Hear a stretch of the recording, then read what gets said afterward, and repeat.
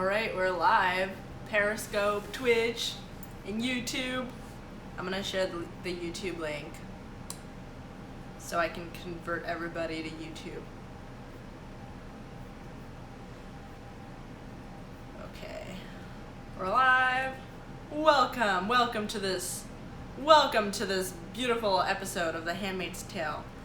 I will now tell you all the important reasons why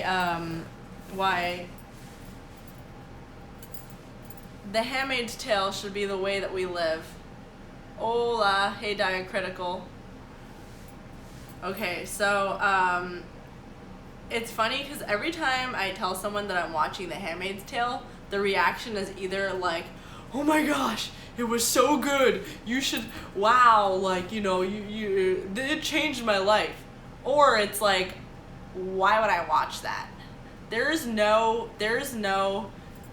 middle view of The Handmaid's Tale, and the reason for that is because it is a very, very, very depressing series. It's very depressing and it is very political. They don't hold back on the whole politics thing. So it's like, I mean, it makes sense that people are so opinionated about the show. I actually really enjoy watching it just because it's like addictive. It's very captivating, and I watch every episode, and I'm just like constantly waiting to see what's gonna happen next. 1 second, let me share this.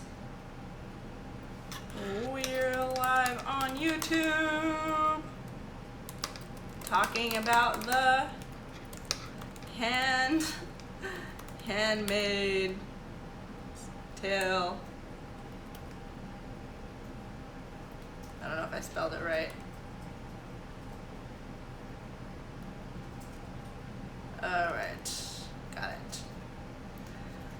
So, it is pretty captivating.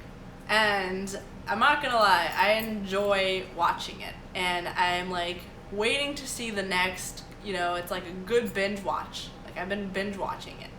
Just one after another, staying up late just to keep watching the show. And it's a TV series. It is so political and it's hard to watch the show. It's addictive. It's a very addictive show. And it's hard to watch the show without coming out of it with a crazy amount of fear and disgust. A lot of, for me, the feelings that I got watching it, it's so addictive. So addictive. I enjoy watching it. It's addictive. I'm curious and captivated. I want to see what's happening next. I feel in a lot of ways I can relate to the different characters, and because there is a lot of good acting in there. Some of it is like weird acting, but there is a lot of good acting in there, and I come out of it moved, freaked out of my mind, and like horrified and disgusted. It takes a while to snap yourself out of it and say, like, hold on a second. Because it's a TV series, yes. Yes. I'm responding to comments. So, it's hard, it's easy to forget that it is a very political show. It's very, and they don't hide it, it's very, like, you could tell it's very anti-conservatives. It's, nobody's debating it, no one's trying to hide it. It's basically, I'm gonna say it, and there are a lot of things in it that are important. Like, you just have to make sure that you're taking everything with a grain of salt. There are a lot of things in the show that do speak to reality in other parts of the world. Like when I was watching the show, a lot of the crazy things that were happening, that are injustices towards women, I did feel very connected to and moved by, because they are real things that happen to women across the world. Okay, I'm just gonna tell you basic summary of what it is, since I'm talking in vague language. Basic summary, it's this imagine if the United States was taken over by a military government that is Christian fundamentalist and very religious, and just the left, what the left's view would be of, like, kind of like the I don't even know how to explain it. It's like if nobody, from like a very, very, very outsider's view of what goes on in the Christian conservative world. It's from the left's point of view, what would happen if the right, like, had taken over, or, like, sorry, if the conservative right had taken over. It's actually kind of funny and very interesting. It's interesting. And it's also very helpful to see how people think and feel, and to understand, why do people act a certain way? Why are people on the left a certain way? Why are people on the right? So anyway, okay, so I'm gonna get to the summary.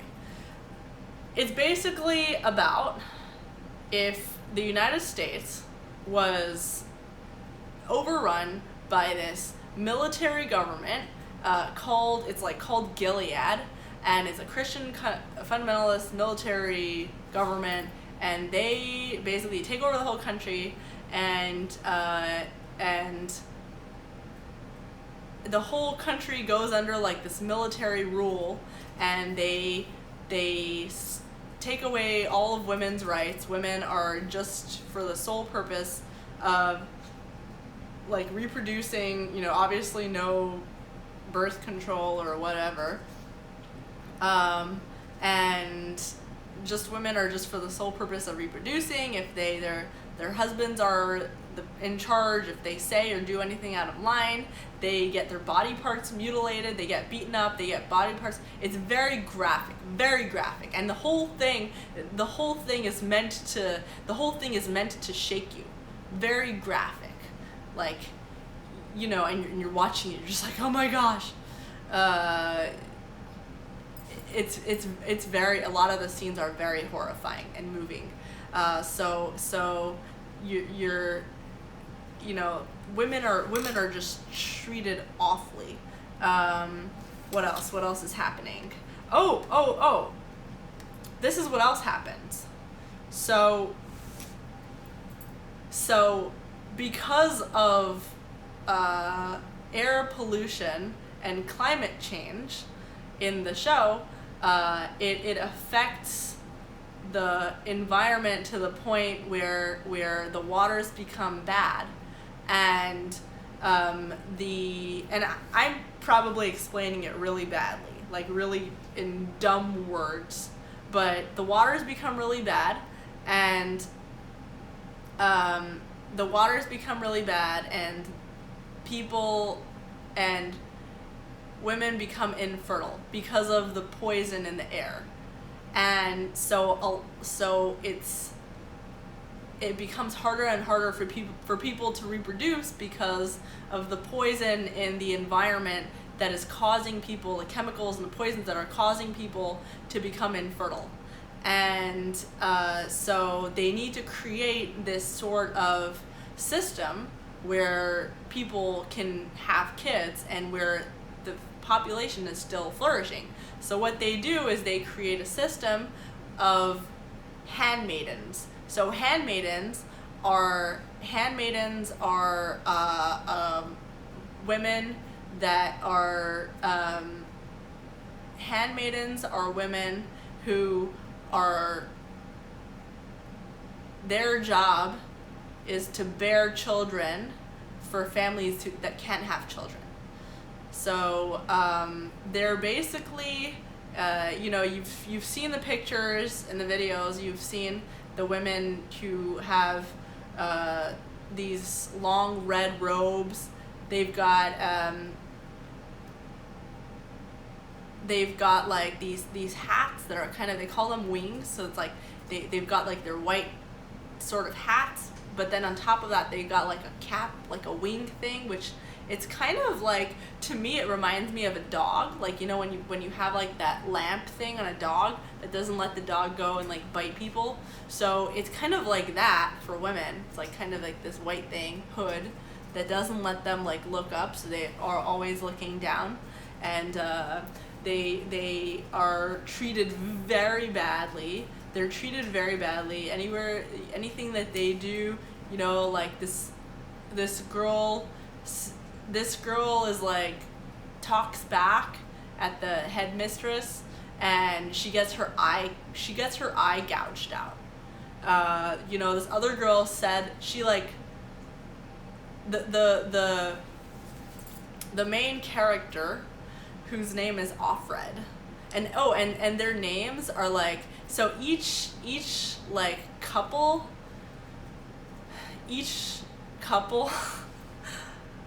this is really scatterbrained, like I'm just going from one thing to another, but I just keep remembering things I want to tell you guys. So they do have actual sex to reproduce, but it's not like normal. It's like, basically the whole idea is that these women are mistresses for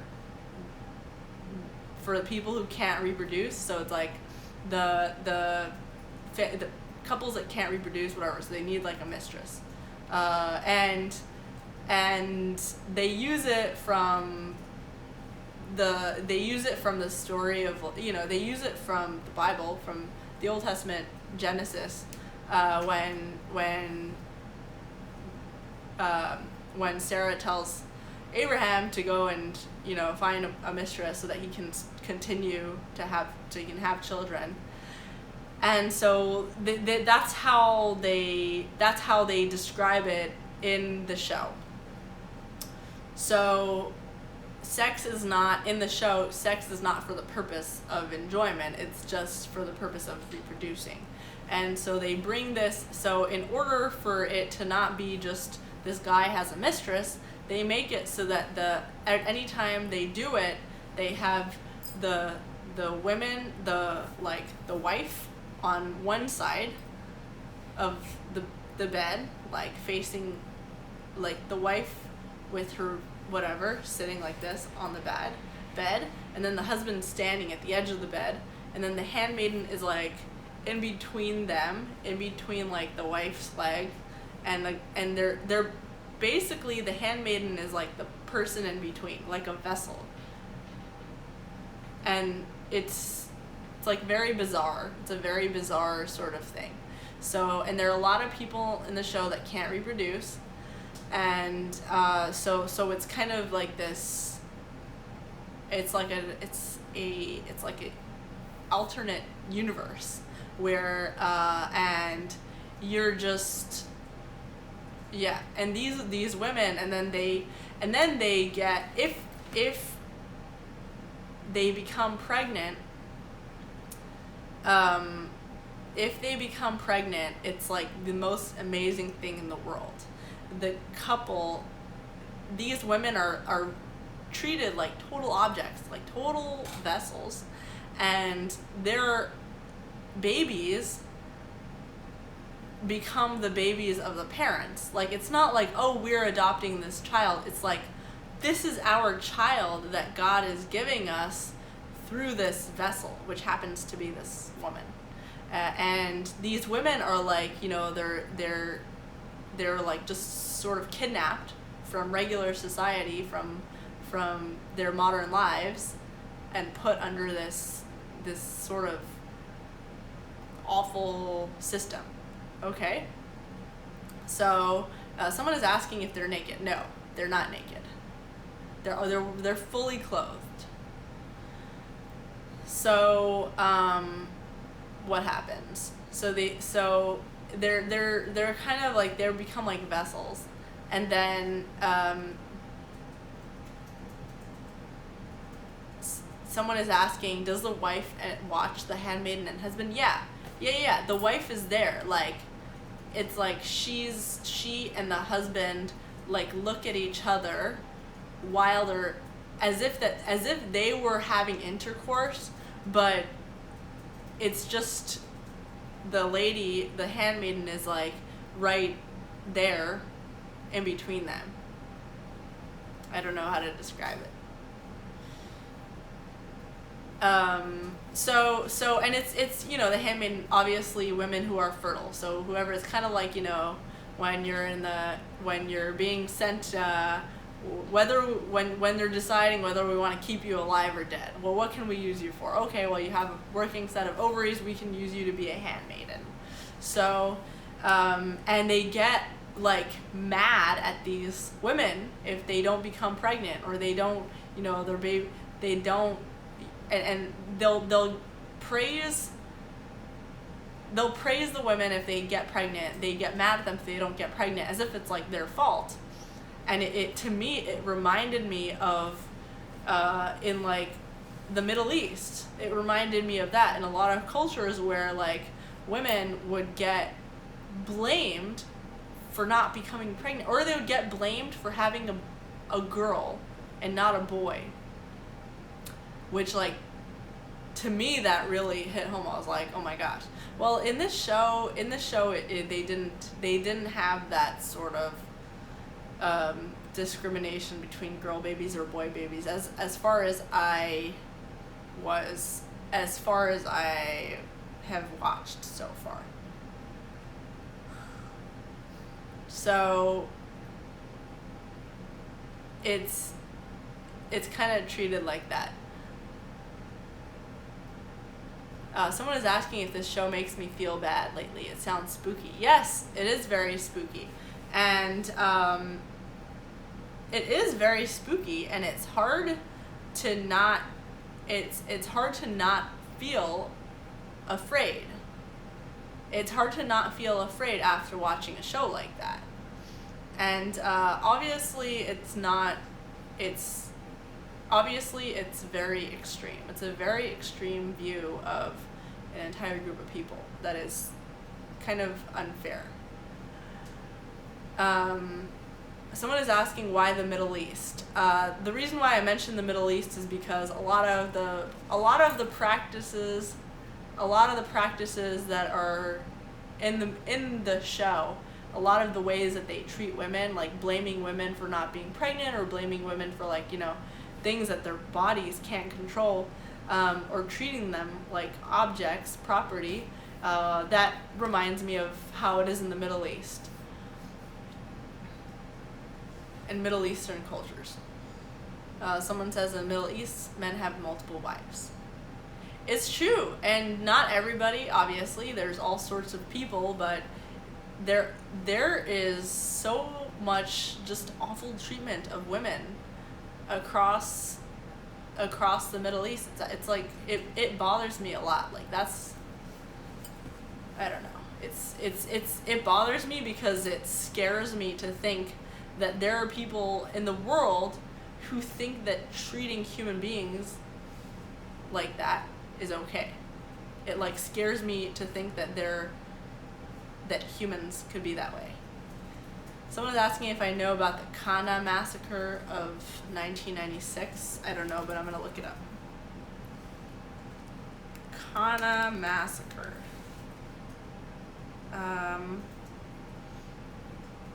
A village in southern Lebanon.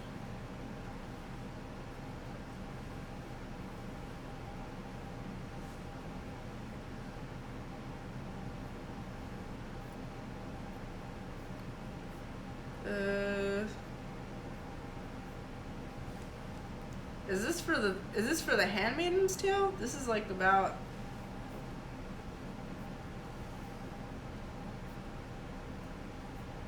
I don't know. This is about Israel. Okay, so.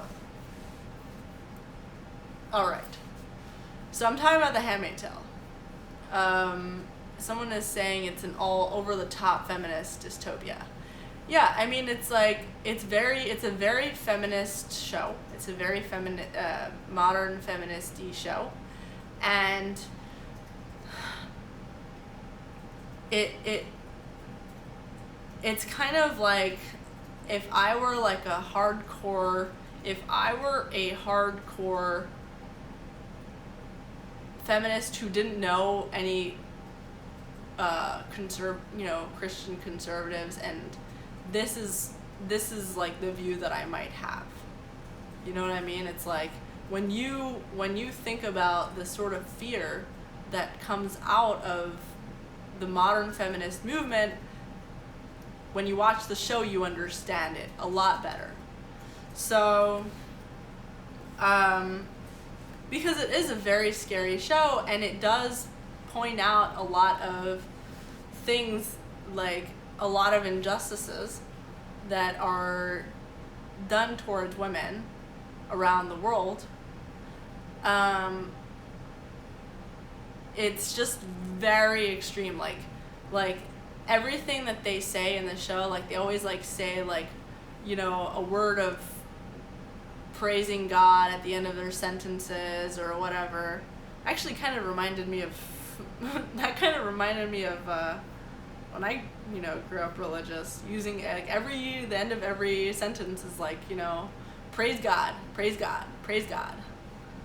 How are you doing? Praise God. I'm doing well. Praise God. I still do it too, actually. It's reflexive. Which is fine. It's fine. But it just, in the show, it does that a lot.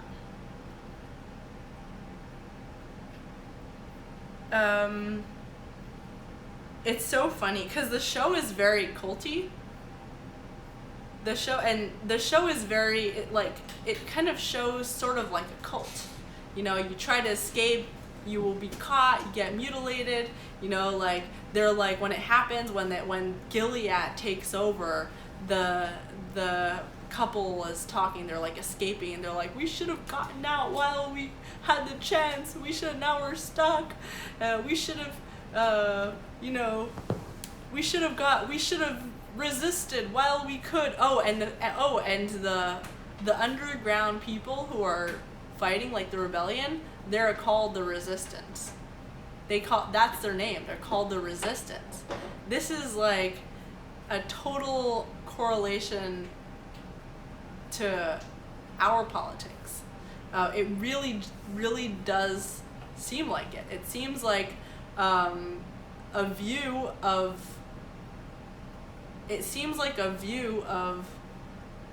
conservatives from people that for people that are very fearful of conservatives. It's interesting. So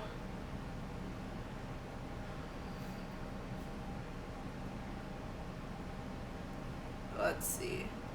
It's so funny because the show, and I'm very fascinated by cults, because a lot of, you know,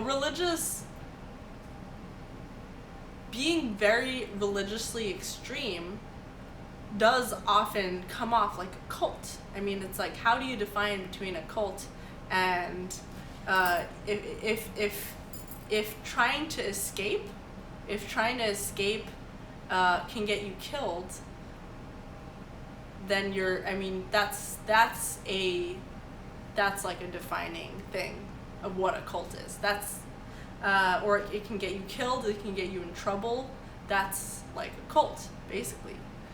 So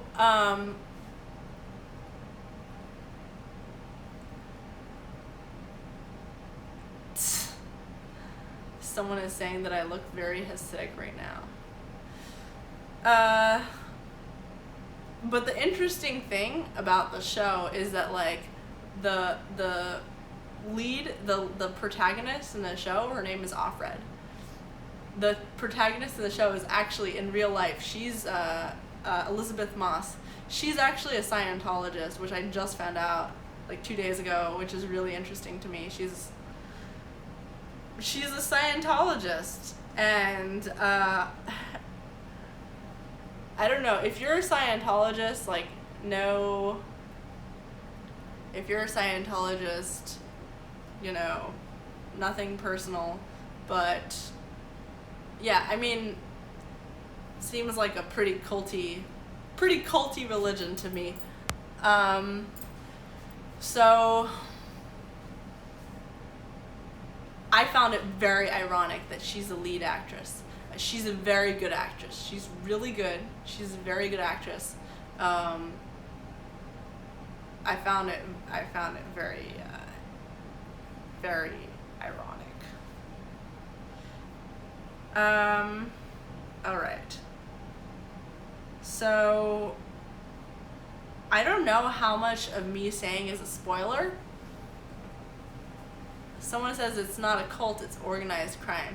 It is very, very, like, the stuff that happened in there are just awful. Like, you can get your hand, you get, like, you know, parts of your body chopped off for doing different things.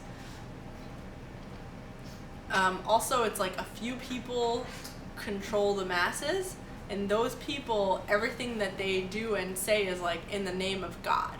So they're basically, like, killing people, mutilating people, torturing people. It's all in the name of God, and everything that they say in the name of God. In the name of God. Praise be. Blessed be the fruit.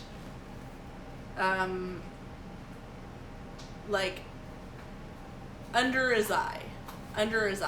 So everything has a name, and it actually is very important you know, if you are a religious person, or religious or ideological, or in any sort of ideology, it's very important to check yourself constantly that whatever you're doing for the sake of morality, what is it producing? Whatever you claim to be doing for the sake of morality, you say God's name, this is in God's name, this is for God, whatever. Is what you're doing godly? Like, is what you're doing actually... Would you want that to be done to you? Is that something that you would be okay being done to you?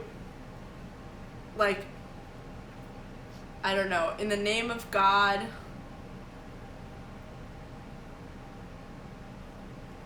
in the name of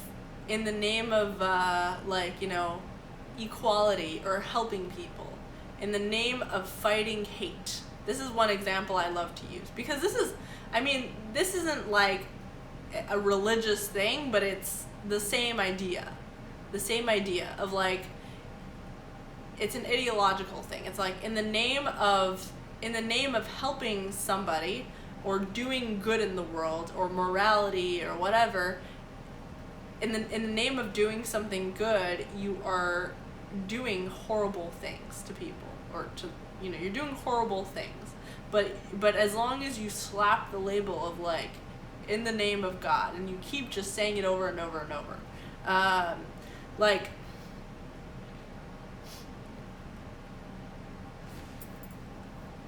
what is it? Okay, so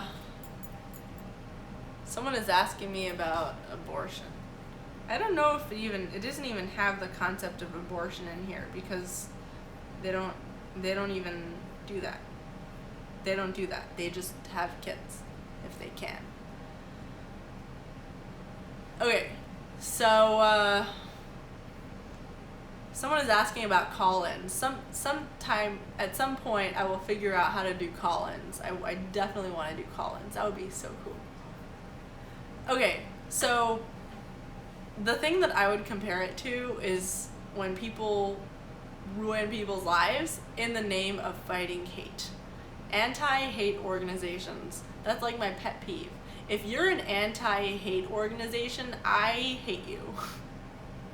Like, anti-hate organizations, and they're always, you know, start off with good intentions, but it gets to a point where when you're destroying people's lives in the name of I'm fighting hate, are you really fighting hate, or are you just breeding more hate? More hate, more violence, more pain.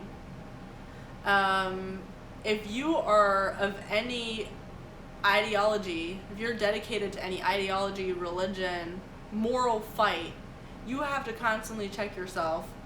Make sure, like, whatever I'm doing and thinking, that it's, like, for the better good, for the world, for God, whatever. You have to constantly keep checking yourself. And this show is actually just a very extreme version of it, but it's a very extreme version of it, but it definitely sends that message across. Like the people at the top allow themselves to do whatever they want, and they justify everything with, like, well, this is for God. This is, a few people are being sacrificed for the good of many.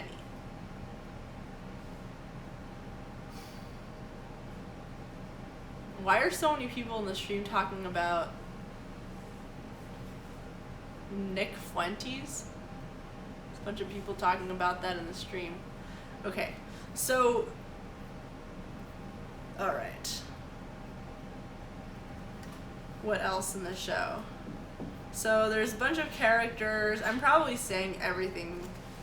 I'm probably really scatterbrained with this. I just started watching this, and I've been just, like, binge watching a lot. Just binge watching.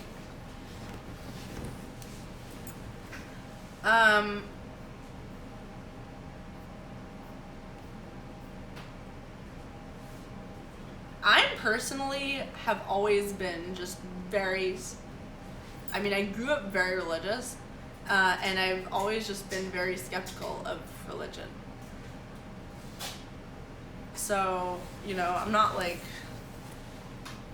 I'm not supporting or whatever the show. I'm not like, oh, religion, religious fundamentalism is the way to go.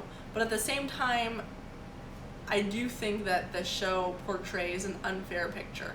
A very, it doesn't, it's very obvious in the show that it's kind of like portraying the conservative right.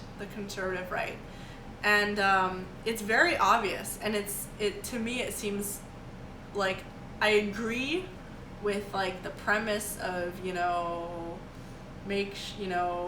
women's rights, take care of the environment, whatever. But the way that they portray it is so unfair and so fear-mongering. That part really bothers me. Like, they make it so that conservatives just seem like boogie monsters, like, and it's not necessarily like that.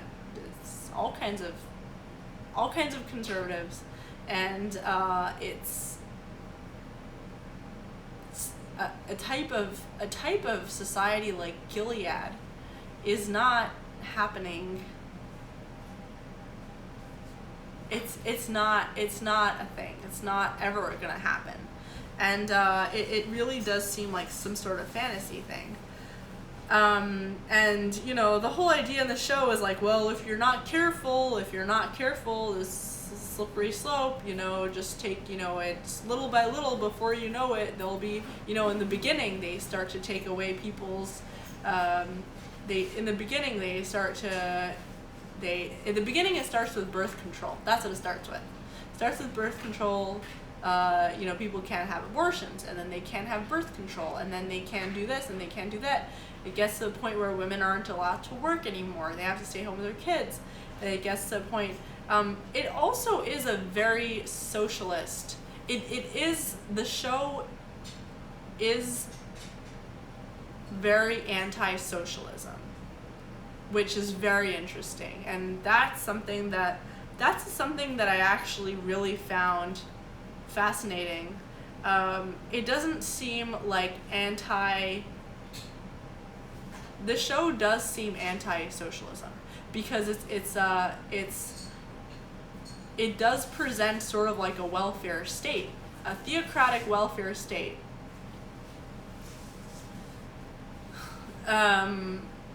Like, the government basically takes charge. Well, it's like a welfare state under the military, like a welfare military state. I don't know how to describe it, but it's basically the government is like just involved in every part of people's lives, and they become in charge of even like the kids.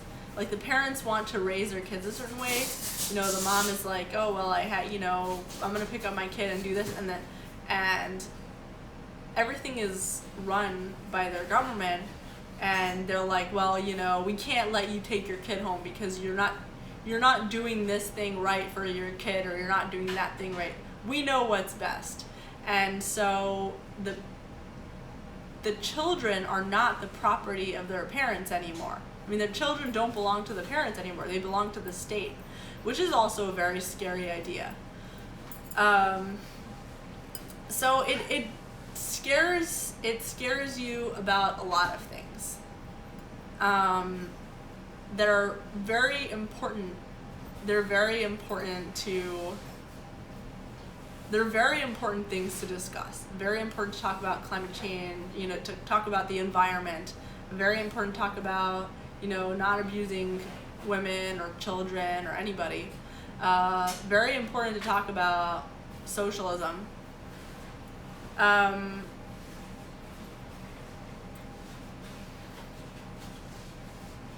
But also important to not let yourself get carried away with a show that is very political.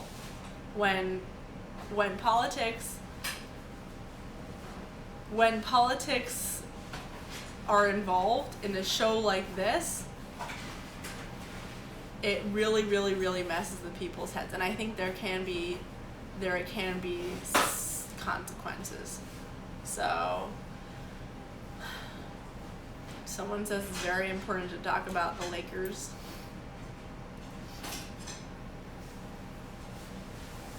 Someone's asking, does this sprinkle any humor in? There are some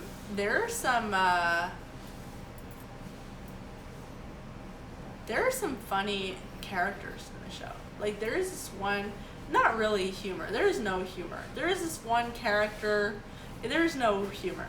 One character is like kind of funny in her, like she's kind of rebellious, she likes to just do her own thing, but she gets smacked down. She gets her eye gouged out, so I don't know if that's so funny. Someone says I should watch Oz, HBO prison show.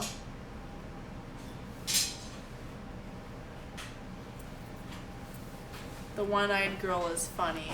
The One-Eyed Girl is funny.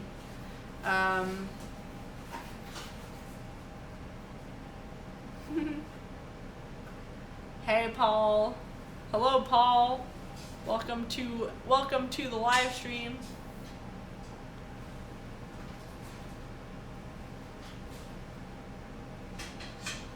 Okay. Roy is asking if I worked for Ben Shapiro, and Noel and Michael Knowles. I worked for Ben Shapiro.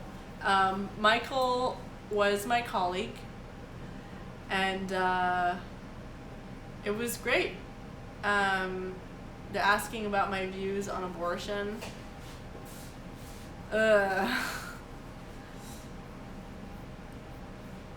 I personally believe that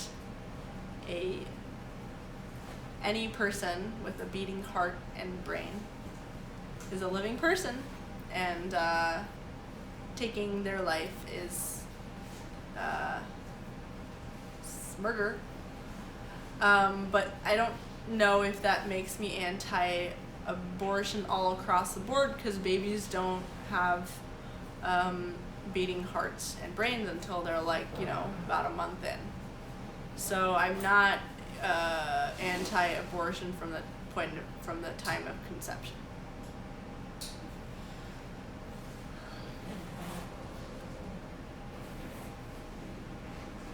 Yeah, because and people's views keep changing. Someone saying 5 to 6 weeks. people's views change around a lot, but honestly, if someone doesn't have a beating heart and is brain dead and doesn't have someone is basically pronounced dead. You know, you're not like murdering them by sticking another knife to their gut, which is awful. It's really awful and gross, but you're not like murdering somebody who's already dead. Someone is saying this is an uncomfortable topic. Yes, it is an uncomfortable topic. And I don't like to talk about it because I don't feel like I'm like I've never been in that situation. I have never been a parent. I have never been in a situation where I was considering, where like I've never been in that sort of situation. I was never in a situation where I was like, oh no, I'm pregnant. Like, what am I gonna do? So I don't know. And so I don't like to talk about it, and I don't really have a lot of like moral expertise, so I don't like to talk about it so much. I don't feel like I'm a good person to talk about it, but that's my take. Yeah. Although abortions are, how many abortions happen every year? It is a very big topic. Let's see.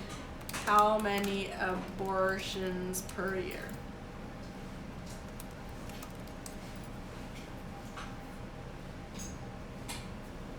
$638,169. Oh, that's only from...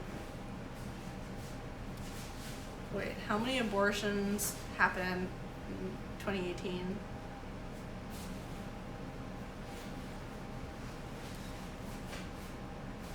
Wow. According to the World Health... What is this? WHO? World Health Organization? Is that what it is? The World Health Organization, yes. An estimated 40 to 50 million abortions happen every year. Wow. There were 11.8 abortions per 1,000 women ages 15 to 44 every year. In 2015.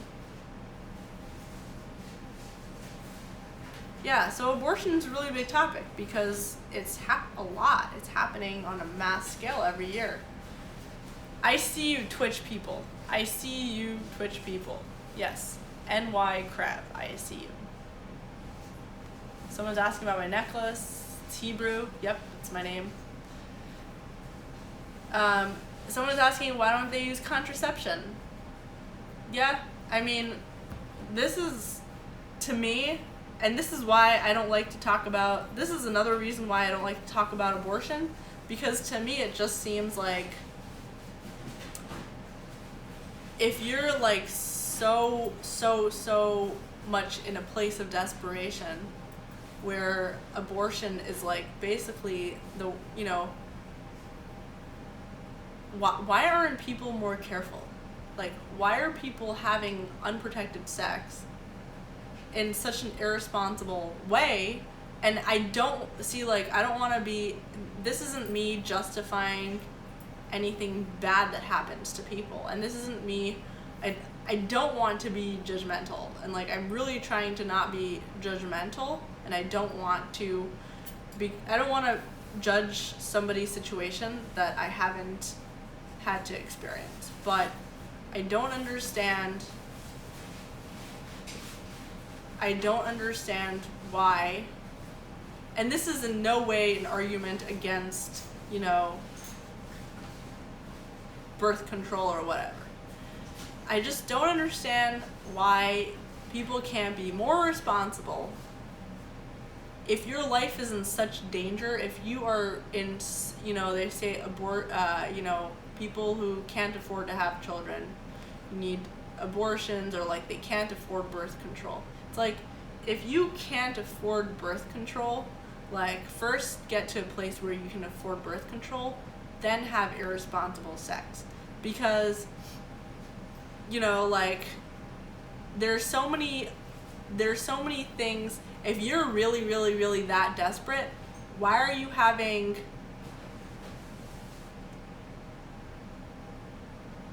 If you're really that desperate, I don't understand why you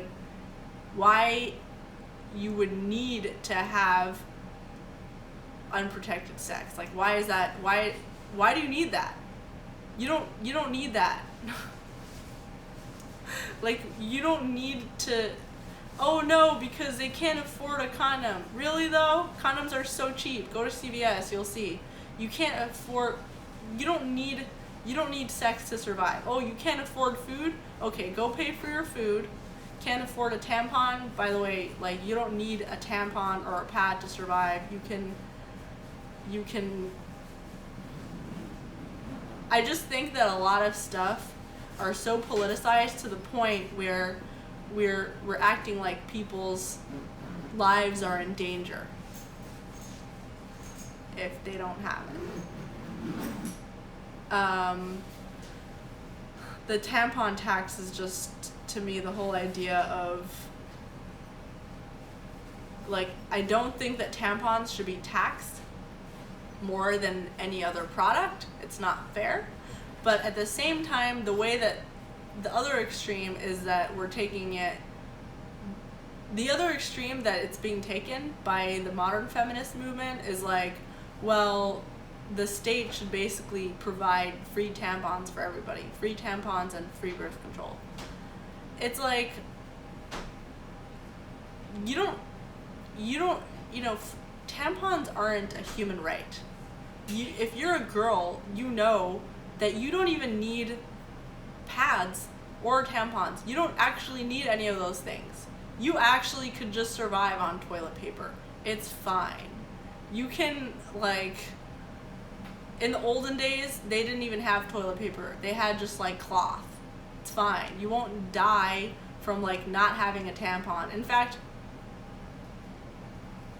I don't even like tampons. Okay, a lot of people go their whole lives without having used a single tampon.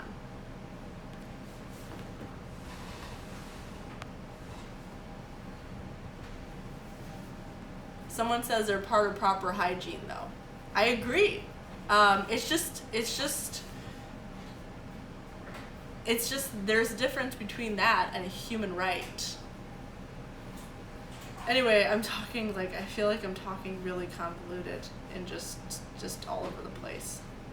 But The Handmaid's Tale, I really did am enjoying it so far. Just binge watching it, and I don't feel like I've given you, like, the full, because I only just started, so I don't feel like I'm giving you the full concept of what it is. I would have to do another one of these. I'd have to do another one to kind of have gotten through most of it.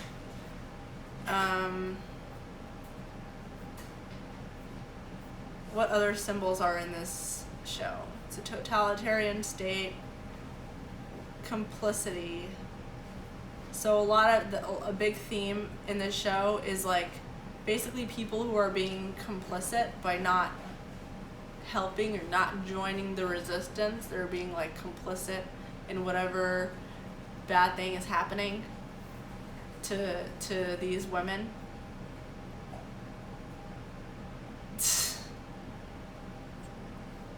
Seeing.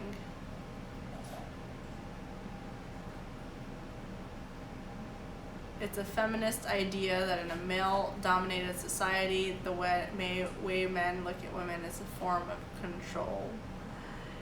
It's just it's like, if you're a girl, you shouldn't watch it, because then if you let yourself be overtaken with emotions, you just hate women. You just hate men.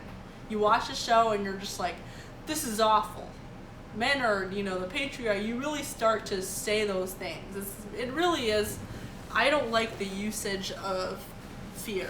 I don't like it when people use fear. to try and get their point across, because it is really emotional manipulation. And especially with women, we're very sympathetic creatures. We're very emotional creatures, and a show like this can really get women riled up. I mean, if you have a political agenda and you want to rile up women for your political agenda, this is the best way to do it. As a woman, I would say that have been very moved by the show. And I'm trying not to hate men after watching the show.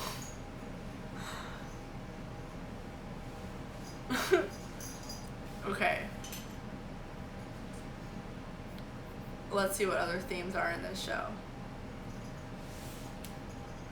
The point of view.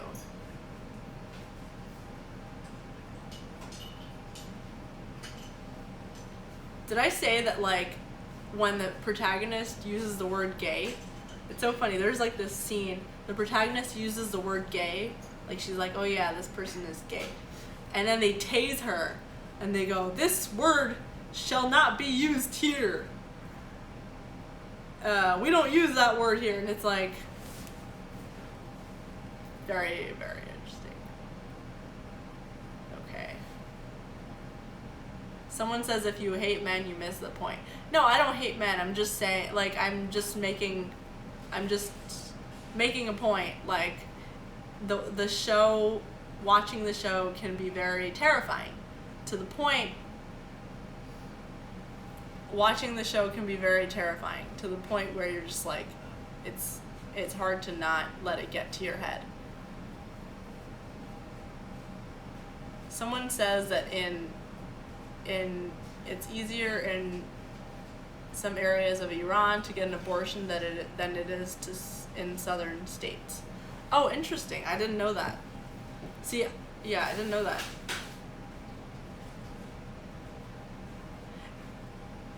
Iran's government is very strange to me. I think it's very interesting.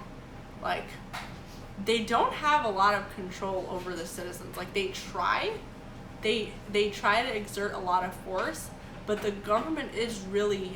It is a weak government. They don't seem to have a lot of control. Someone says, here's what's wrong with the show. Instead of having the fertile women as surrogates, why didn't the men just marry the fertile women? That's exactly my thought. Why didn't they just marry the fertile women and have the non-fertile women go and, because that's what I would expect. I would expect them to only marry the fertile women. Because it's not like they have these really, real relationships with their wives anyway.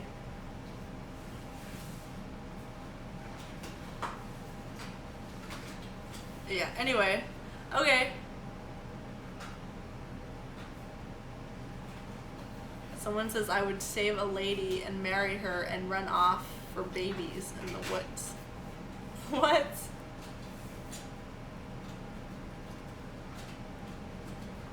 Marry the fertile women and non-fertile women can raise the kids or work. I don't know. That's actually what I was thinking in the show.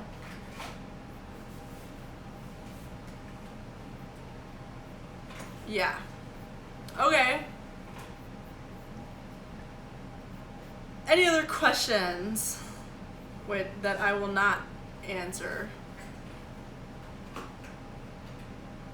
What was it? Someone asking what was it like when my parents were in Iran? Iran was not always a religious fundamentalist state. Iran was, Iran was under the Shah.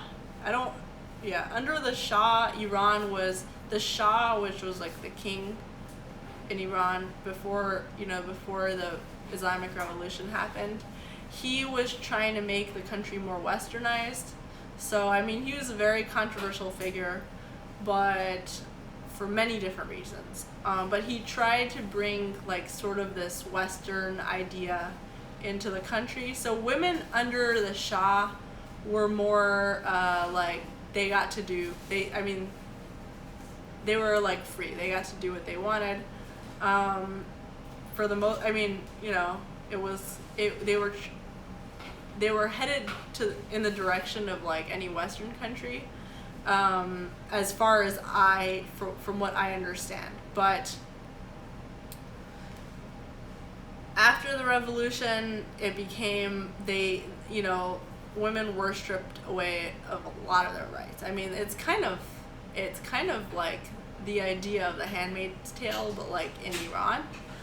Women were stripped away of a lot of their rights. You know, colors were basically like banned. Music was banned for some time in the beginning. But now people are fighting to like get back those rights. So things are changing a little bit now, I think. But definitely my parents saw the difference when the revolution happened. Someone says do another Pokemon Go video with Hala. I'll tell her that. Roy says women in Iran can serve in parliament. Yep. Yeah. Okay. So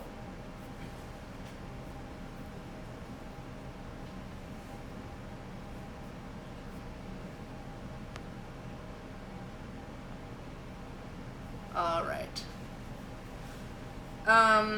Everyone who loves Iran should go and move to Iran.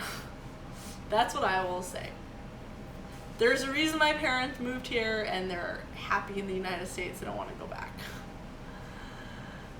Everyone who loves a country should live in that country. Okay. So, all right. I hope you all enjoyed this. Hopefully I'll have more like a deeper commentary next time. And like this video if you're on YouTube. And subscribe. So Roy is saying that you never said you love your mom. Okay. Alright. Yes, I speak Farsi.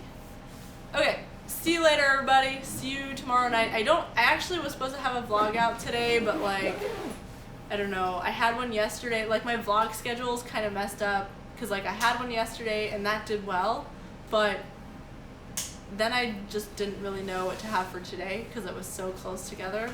So the next one hopefully will be out by tomorrow. Okay. All right. See you all tomorrow. Bye.